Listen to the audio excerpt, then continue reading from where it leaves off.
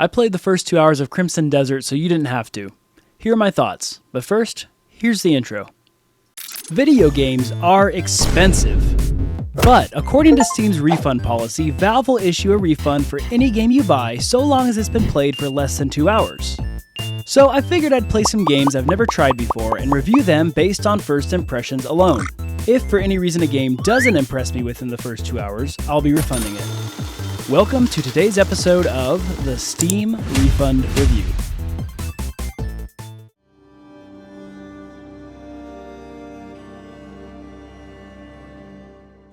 Crimson Desert is an open-world action-adventure exploration game set in a fictional world in which you play as a character named Cliff.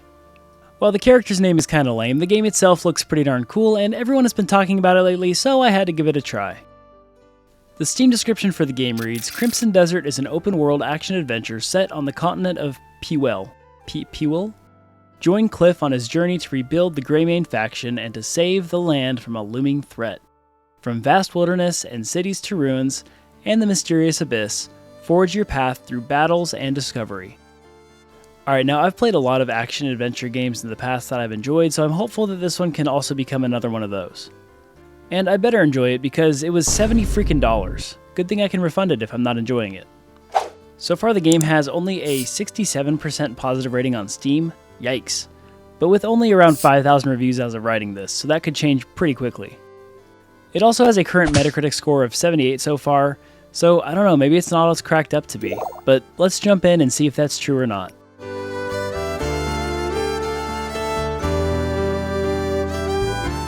Alright, well then, what did the game look like as I first jumped in? Well, I started in this camp with my comrades, I guess, and very slowly went around the camp talking to different NPCs.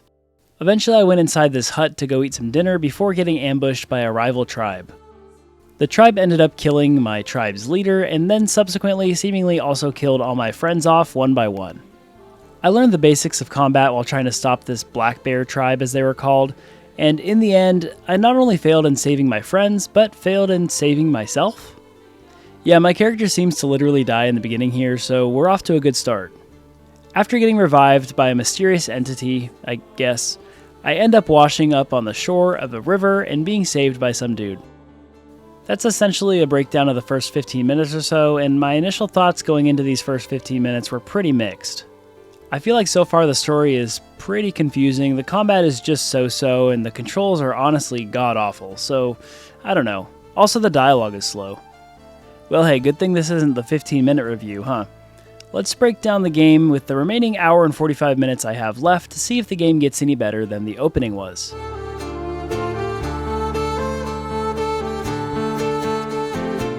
So, as I continue to play and finish the opening story sequence, I realized that this game is, first of all, gorgeous.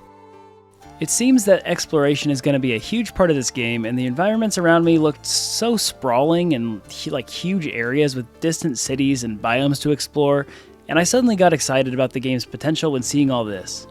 The game almost seems to function as almost a cross between Zelda, Breath of the Wild, or Tears of the Kingdom, and Assassin's Creed. Like in Zelda, the world is completely open to explore, and there seems to be a ton of people to meet and side quests to pick up. I also found that there are like hundreds of things on the ground that you can just pick up while wandering around this open world. The combat feels very reminiscent of the open world Assassin's Creed games as well. It's very hack and slashy with different attack combos to pull off, and I found myself for the most part just pressing the same button over and over again in the beginning. As the game progressed though, I was able to learn some new moves in combat, and I learned that it seemed to be deeper and more enjoyable than I originally had thought it would be. Towards the end of my timer, I was fighting this knight dude while double air kicking him, plunging my sword into him while he was downed, and stunning him with arrows before he had the chance to attack.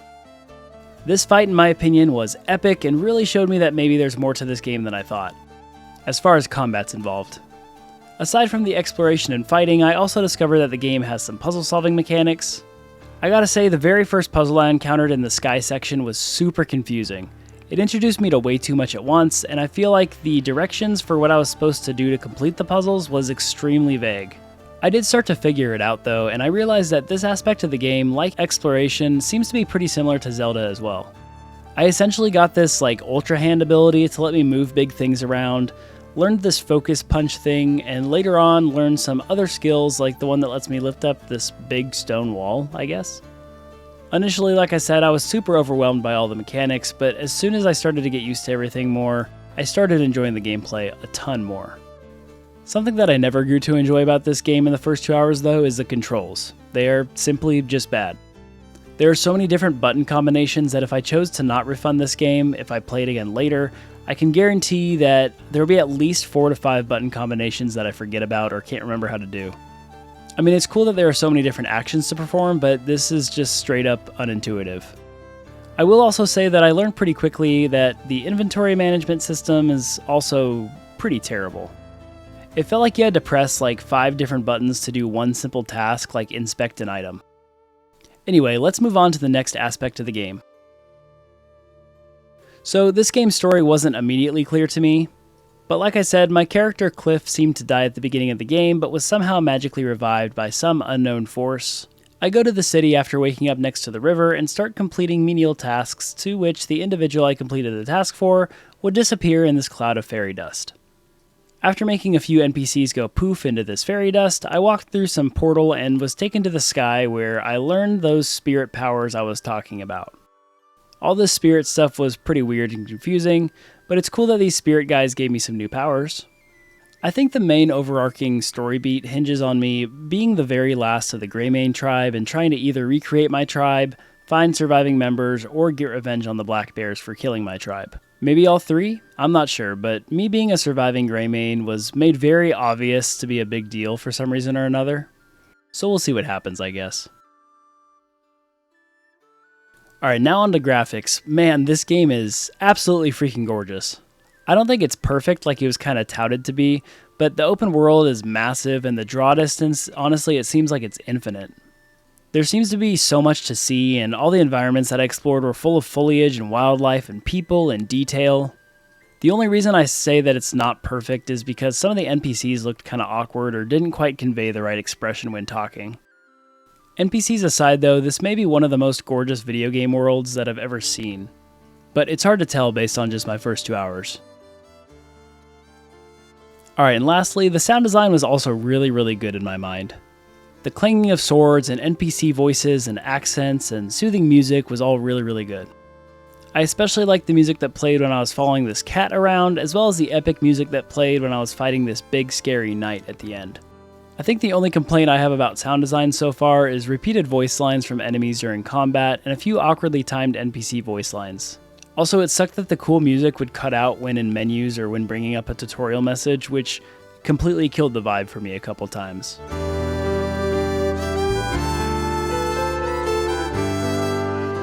Alright, so what are my overall thoughts after just the first 2 hours I've played of this game so far? Unfortunately, I can honestly say that I hated the first 20 minutes or so of the game, but as I continued to play, I started to very quickly begin to enjoy it.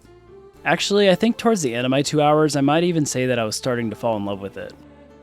There were a couple of times that I could see over this massive open world, and I got giddy just thinking about how much it looked like I was going to be able to do and explore, and just how much I was going to be able to experience of this game. The controls, UI, and inventory system do suck, but there was a lot to like about this game as well. Oh, and also you can pet the dog. But before revealing my final replay it or refund it verdict, let's talk about the game's value just a bit. The game is a full $70 on the Steam store, so nearly $80 if you include tax. This is pretty darn expensive. Typically I'll also mention the howlongtobeat.com time, but this one doesn't have an estimate yet because it's so new, so it's hard to say how many hours you can get out of it. I will say though, based on the size of the world alone, I'd be surprised if you couldn't get well over 100 hours in this game. Alright, so it's time. What would I rate this game on a scale of 0 to 10 based solely on my first 2 hours alone? I would give this game so far an 8.5 out of 10 based on the first 2 hours. While the controls and inventory systems were both pretty abysmal, I was starting to feel like just about everything else was really good. Not perfect, but not far from it. I even started to get some of the same feelings I had the first time I played Elden Ring, just thinking about all there was going to be to explore and discover and all of that. Like I said, it really started to excite me towards the end of my playtime. So based on all that, will I replay it or will I refund it? I was really anxious about trying this one after seeing all the negativity surrounding it, and it definitely has its flaws. But this one ended up captivating me in the end more than I thought it would actually, and I'm happy to say that I will definitely be replaying this one.